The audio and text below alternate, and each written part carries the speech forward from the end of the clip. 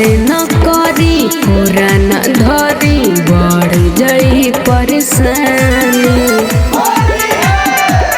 हे जीजा ऐसे न करी पूरा न धरी बढ़ जाई परेशानी।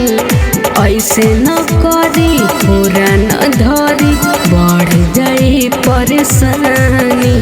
ए जीजा जानी डाले अभी रंगवा लइके नु बहाने। ए जीजा जानी डाले अभी रंगवा लइके नु बहाने।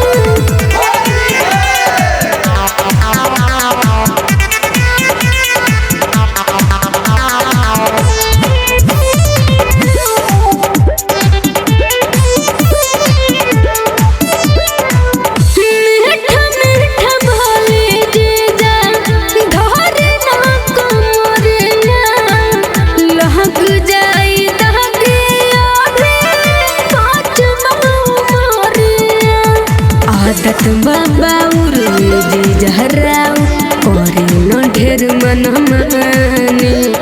आदत बाबाउर जीजा राउ करे न ढेर मन माने। जीजा जानी डाले अभी रंगवा लइके नु बहाने। जीजा जानी डाले अभी रंगवा लइके नु बहाने।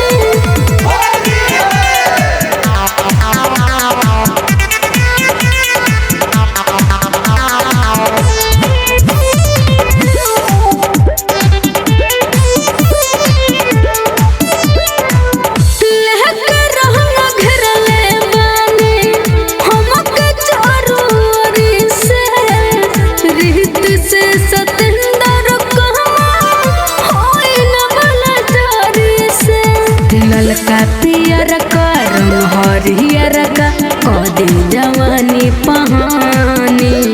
ललका पियर का रंग हरियर का कदी जवानी पहानी।